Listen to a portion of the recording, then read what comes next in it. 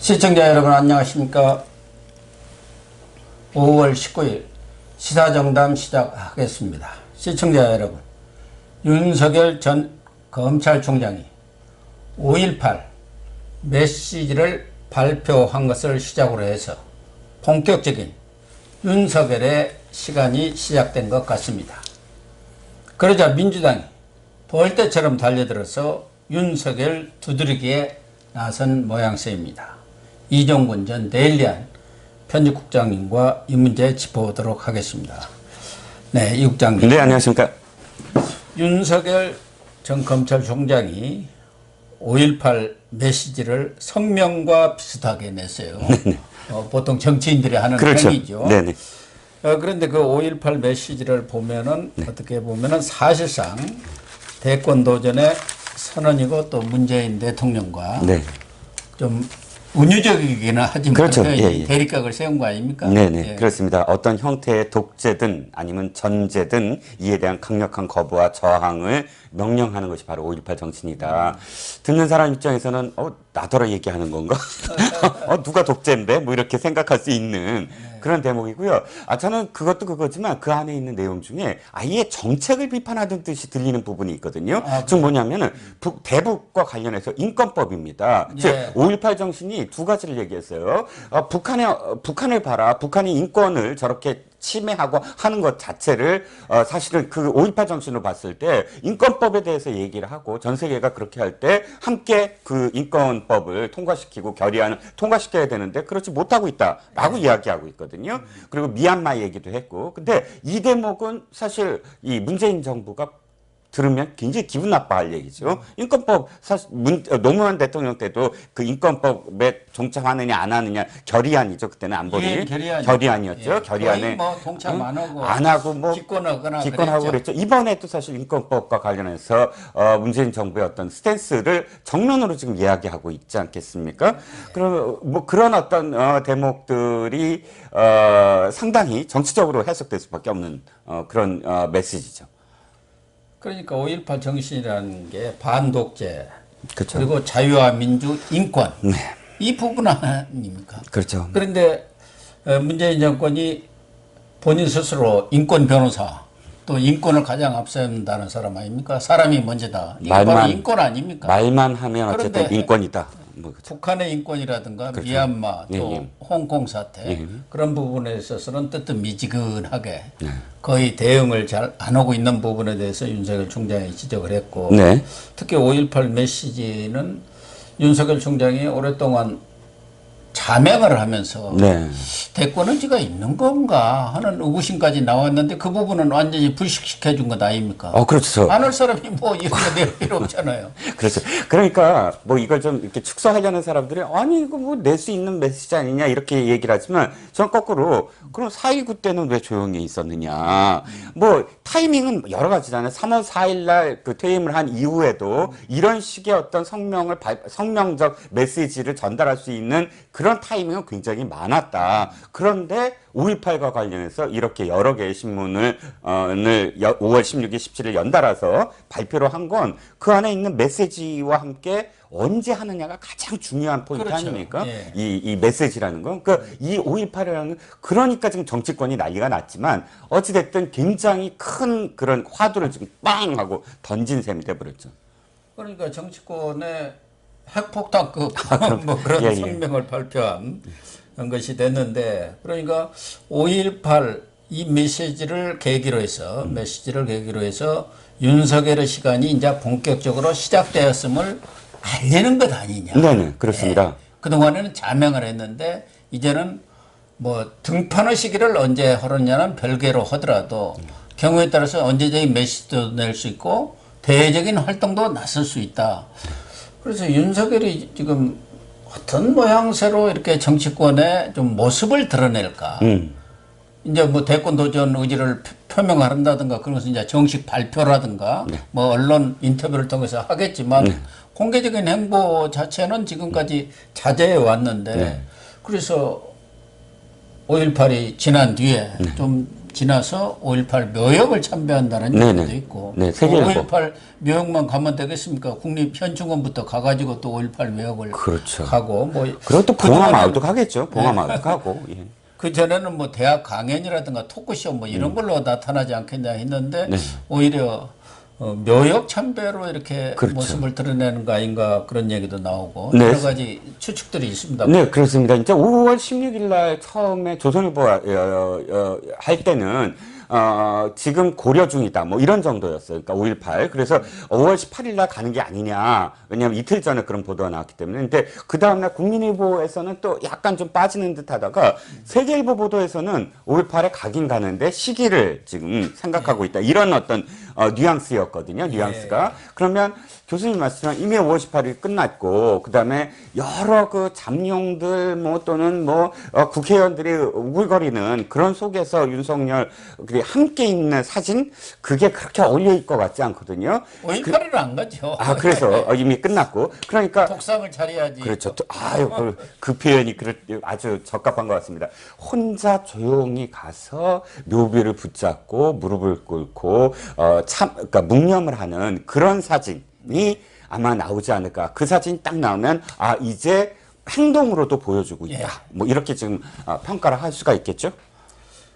어쨌든 5.18 메시지 발표를 계기로 해서 민주당이 그동안 윤석열에 대해서는 뭐 검사 윤석열, 검찰총장 윤석열을 공격을 했지만 네. 이제는 정치인 윤석열로 이렇게 대우를 하는 것 같아요. 네네. 당신은 이제 대권 주자로 본격 나섰구나. 그렇죠. 이렇게 판단을 하고 일제히 공격에 나선 것 같아요. 그래서 뭐 평의원들도 먼저 나서가지고 아주 벌떼 공격을 하네요. 네네. 또 김남국은 절대 안 빠져요.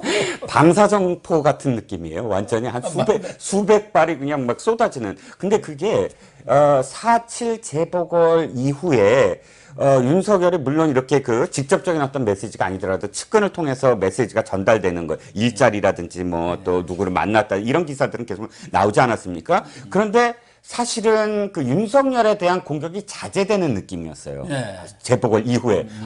이거 더 쏘다가 계속 우린 키워주기만 하는 거 아니냐. 그렇죠. 공격할수록 크니까요. 그리고 이제 두드릴수록 크잖아요. 두드리면 두드릴수록 또 조국 얘기 나오고 막 이러다 보면 사실 그땐 반성하는 분위기였잖아요. 4.7 재보궐 패배 이후에. 그래서 좀 자제하자라는 그런 느낌이었어요. 그래서 한두 의원들 빼놓고 뭐 맨날 그 얘기하는 사람 빼놓고는 이런 식으로 이 공격을 하지 않았는데 말씀하셨듯이 완전히 뭐 폭격입니다. 폭격.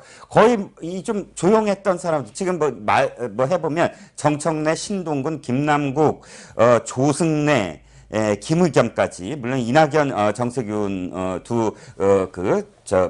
총리, 전직 총리들도 얘기를 했지만 강경태 의원도 민주당이죠. 네. 윤석열이 친일파 태극기든 모양새다 해갖고 네네. 그런 것 같아요. 그렇죠. 네. 이거 셀 수도 없을 정도로 이렇게 폭격을 했습니다. 이게 어떤 의미가 있겠죠. 사실 사인이 늘었나요?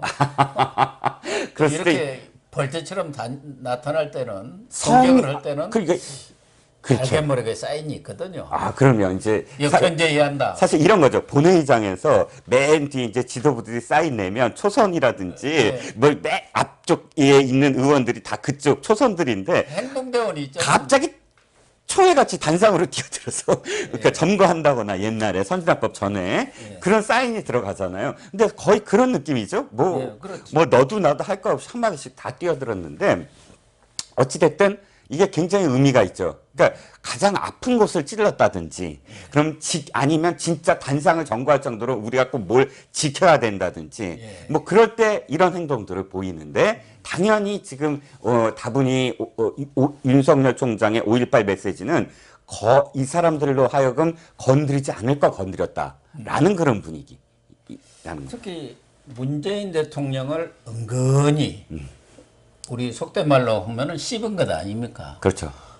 사실 지난해 초임 검사들 인관식 때도 문재인 대통령을 겨냥을 했거든요. 그렇죠. 일종의 민주주의 허울을 쓴 뭐 이렇게 갖고 독재 이거 배격이 한다. 그게 단호히 맞서야 한다. 이렇게 하면서 그때도 여당 쪽에서 반격이 상당히 강했었는데 이번의 경우는 문재인 대통령을 넘어서 이제 본격적인 대권 레이스에 뛰어들 채비를 한 걸로 보고 견제구를 날렸다고 봐야겠죠. 네. 그러니까 지금 그렇죠. 이낙연 뭐 이런 대권 정세균까지. 주자들까지도 나서서 뭐 한마디씩 한 것 같아요. 예, 제가 제 생각을 조금만 시간 주시면 세 가지가 다른 것 같아요. 지금까지와 윤석열과. 첫 번째는 문재인 대통령을 공격을 하는데 지금까지 좀 추상적이고 관념적이었어요. 민주주의, 허울 이런 용어들은 딱 연상이 되는 부분들이 없이 그 자체 관념어 자체로 어떤 그런 그 비판적인 용어지만 이번에는 달랐다는 거죠. 아까도 말씀드렸지만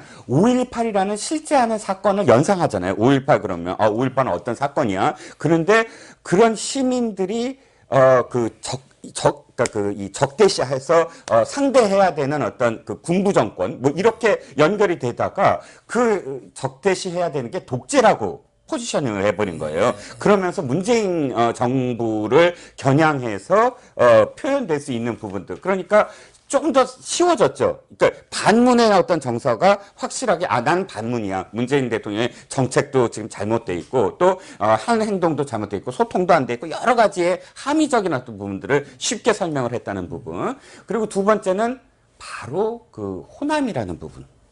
호남에서 이 호남의 어떤 그런 그 뛰어들어가 갖고 호남 이 유권자들의 가장 감성을 자극할 수 있는 부분 이런 부분이 상당히 지금 이 아팠을 테고 전체적으로 봤을 때 뭐 나중에도 말씀을 드리겠지만 호남 민심이 흔들리고 있다라는 기사가 계속 쏟아지고 있었거든요. 그 여론조사라든지 이런 부분들에서 그래서 지금 앞다퉈 나설 수밖에 없는 어떤 상황이고, 그리고, 딱 봤을 때, 이 사람이 지금 포지셔닝을 그렇게 하고 있다. 즉, 문재인 대통령에 반대하는데, 시작은 이렇게 그 호남의 어떤 그런 이 정서를 자극을 하면서 확장성을 보이고 있다. 드디어 정치를 행보를 하는데, 영남이라든지 혹은, 수도권이 아니라 호남에서 이렇게 그 자극을 한다는 건, 상당히 이 잠식하려고 하는, 자신들의 어떤 성질을 잠식하려고 하는 의도가 너무 명백하다. 이런 등등의 이유로 나서기 시작했다라는 생각이. 그래서 이낙연이나 정세균 네. 전 총리 네. 이분들이 호남이 기반인데 어떻게 보면은 이분들뿐만 아니라 민주당 쪽 인식이 그럴 거예요. 그 우리 떡인데 5.18은. 그렇죠. 예. 아니 나무 밥상에 어디다가 넘어 그거 아니니까 호남은 자기 밥상이라고 생각하는데 거기다 숟가락을 딱 얹으려고 하니까 이렇게 나선 거 아니에요? 어디다 대고. 아니, 그러니까 진짜 이게 말이 안 되는 게요, 교수님. 그 5.18 특별법 아시죠? 예. 5.18을 폄훼하면 이 현행법으로 만들어갖고, 그러니까 그 형사, 지금 소송을 당하지 않습니까? 그럼 5.18을 폄훼하면 안 돼요. 근데 5.18 정신을 칭찬하면 당연히 북돋워 줘야 되잖아요. 근데 5.18 정신을 칭찬했는데도 불구하고 그것도 하지 말라라는 거예요. 그건 자기들의 독점이니까. 바로 자격이 있느냐라고 얘기를 해요. 예. 계속 그 모든 말이. 근데 이게 말이 안 되는 게 윤석열이 한 말 중에 옳지 않은 부분을 얘기해야 되잖아요. 옳은가 옳지 않은 부분, 사실과 다른 부분. 당신이 얘기하는 건 그 틀렸어. 라고 이야기하는 것이 아니라 당신이 그런 말 할 자격이 돼라고 얘기하는 거예요. 그러니까 메시지가 아니라 메신저를 공격하고 있거든요. 다분히 그러니까 이건 정치적인 어떤 그런 공방이지 내용에 대한 이야기가 아니라는 거죠. 그러니까 당신 정치 검찰 아니냐? 그렇죠. 과거에 군사정권 때 검찰이 뭐 어떻게 했느냐? 거기 신여가 돼가지고 민주인사들을 탄압하고 깜빵에 잡아놓고 그랬지 않나요? 당신도 그 쑥해 아니냐? 그 얘기 아닙니까? 아니 근데 그런데 그런 인식도 많이 이제 호남에서도 그렇죠. 희석이 됐고 예. 5.18 유족회 같은 데서도 국민의힘 의원들을 초청까지 했어요. 예. 성일정 의원하고 정운천 의원하고 아니 근데 상대를 잘못했겠죠. 왜냐하면 윤석열 총장이 기억하시죠? 대학 때 그 전두환 정권의 서울법대에서 모의법정에서 그 검사 역할을 해갖고 사형을 구형한 다음에 내가 지금 잡혀갈까봐 강릉으로 또 외곽 쪽으로 가서 피신한 적이 있죠. 그러면 돌 던진 사람만 무슨 민주화 운동하는 겁니까? 그러면요. 모든 분야에서 다 민주화를 한 것이죠. 그렇죠. 그래서 군사정권이 무너진 거고 아니, 우리나라 그리고 민주주의가 싹튼 비로소, 거죠. 예, 배양된 거죠. 예. 하나만 더 말씀드리면 검찰총장 시절에 2020년 2월 20일입니다. 왜 광주 고검 찾아가잖아요. 광주지검. 그래서 15년 만에 찾아갔을 때 이렇게 얘기합니다. 현안 사건 공판에 공소 유지를 위해서 사명감을 갖고 최선을 다해달라. 5.18 민주주의를 위한 희생정신을 깊이 새겨서 현안 사건 공판 뭐 해달라. 이게 뭐냐면 전두환 사건이잖아요. 예. 전두환 사건 그때 그 광주 지법에서 재판을 받고 있는데 이 공소 유지를 하고 있는 광주지검 검사들에게 이걸 똑바로 제대로 공소 유지해서 벌을 받게 해라는 소리 아닙니까? 최소한 전두환 정권 또 5.18과 관련해서 이 윤석열 총장은 대학 시절부터 지금까지 일관된 생각과 일관된 행동을 해왔잖아요. 근데 자격이 없다고 얘기하는 건 너무 심하지 않습니까? 이번에 비난 중에서 가장 눈에 띄는 게 김의겸. 아, 여기는 민주당은 아니고 네네네. 열린민주당이죠. 예, 김진애 의원이 물러나면서 그것도 금배지 쪼개기를 통해서 금배지를 단 사람 아닙니까? 그렇죠. 예, 예. 그런데 윤석열 총장 이번 하는 것을 보니까 젊은 전두환을 보는 것 같다. 이렇게 하면서 전두환과 윤석열을 딱 비교를 하면서 거기에 오버랩을 시켰어요. 그렇죠. 조국을 수사하고 뭐 근데 거기서 2단계 쿠데타설이죠. 조국을 도려내는 그런 것을 대통령한테 보고 있다고도 폭로까지 하면서 과거 전두환이가 정승화 제거하고 그다음에 12.12 사태 일으킨 것처럼 윤석열도 조국 제거하고 그걸 넘어서 이제 문재인 수사를 가고 그리고 옷 벗고 집권하려고 한다. 이렇게 딱 나름대로 이 머리를 썼어요. 잔머리를. 네. 근데 이게 말이 안 되는 소리죠. 두 가지죠. 말이 안 되는 이미지 게. 씌우기. 그렇죠. 이런 것에 아주 저쪽 사람들은 능하잖아요. 아, 그렇습니다. 근데 참 이 김의겸도 무엇인가를 지금 덮고 있는 게 뭐냐면 아니 그 쿠데타 할 예를 들어서 그게 맞다고 치더라도 쿠데타 할 사람을 등용한 사람은 누구죠? 조국이에요. 네. 조국이 민정수석 당시에 그 중앙지검장인 윤석열을 지금 그 검찰총장으로 하기 위해서 일일이 다 박범계니 뭐니 의원들한테 전화해서 아 제발 법사위 청문회에서 잘해달라 하고 겉으로 내가 이 사람을 천거했다라고 만천하 얘기하지 않았습니까? 민정수석실이 사실은 이 검찰총장에 대해서 사전 점검을 하고 정권의 정말 안위를 위해서 해야 될 그런 곳에서 김의겸 말대로 쿠데타를 할 사람을 그럼 뽑았다 그러면 조국을 빨리 처단해야죠. 그러니까요. 어? 근데 조국이가 또 김의겸이 자기 욕하는 그 SNS에 얼른 또 그거를 또 리트윗했죠. 리트윗을 했더군요. 예. 어쨌든 이 김의겸의 작태는 윤석열을 어떻게든 전두환과 오버랩 시켜가지고 말하자면 낙인을 찍으려는 그런 행태라고 봐야겠죠. 그렇습니다. 예, 예. 그러나 윤석열 전 총장이 5.18 그 메시지가 엄청난 정치권의 파문을 일으키고 있는데요. 주호영 국민의힘 전 원내대표가 되겠네요. 이번에 이제 당권 도전에 나섰는데 나왔죠. 네네. 당권 도전에 나왔는데 주호영 의원은 국민의힘 입당과 관련해서 확실하다. 윤석열 총장이 입당할 것이다. 예. 이렇게 하면서 7월 말경으로 예상되는 그런 대권 레이스에 참여하지 않겠느냐. 이런 전망을 했어요. 그것이 뭐 자기 확신인지 어쩐지는 모르겠지만 지금 상황으로 보면은 6월 11일 날 전당대회가 열리고 그 후에 이제 당 개편도 이루어지고 뭐 조직 개편도 끝난다고 한다면은 뭐 7월 중순이나 말쯤에는 이제 본격적인 대선 레이스에 들어가지 않겠습니까? 예, 예. 11월 9일인가 예. 그렇게 잡혀 있으니까요. 그렇죠.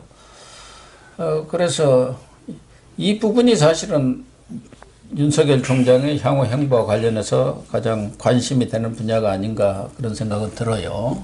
그렇습니다. 그러니까 5.18을 기점으로 해서, 이 메시지와 그 다음에 정치적인 어떤 행보를 하겠다라는 것인데, 전체적으로는 전당대회 전은 말도 안 되고요. 전당대회 후가 될 테고, 그럼 전당대회 후에, 본격적으로 레이스가 열리는, 지금 말씀하신 7월 말 이후가 될 것이냐, 아니면 7월이냐. 그러니까 한 9월 정도에 본격적으로 국민의힘 쪽 그런 이 당 주자들과 경쟁을 벌일 것이냐 아니면 당에 들어올 것이냐 이 두 차이인데 저는 후자가 될 가능성이 좀 더 높아지고 있다. 그러니까 이 5.18 이 행보도 그렇고 이 전당대회가 되는 거 보고 그다음에 당 개편하는 거 보고 그다음부터 본격적으로 뛰어들 이 당권 레이스 주자들의 움직임 뭐 이렇게 해서 종합적으로 그 지지율이 어떻게 되느냐에 따라서 사실 움직여도 전혀 뭐 늦은 건 아니거든요. 자기가 본격적으로 이제 행보를 보이더라도 그래서 저는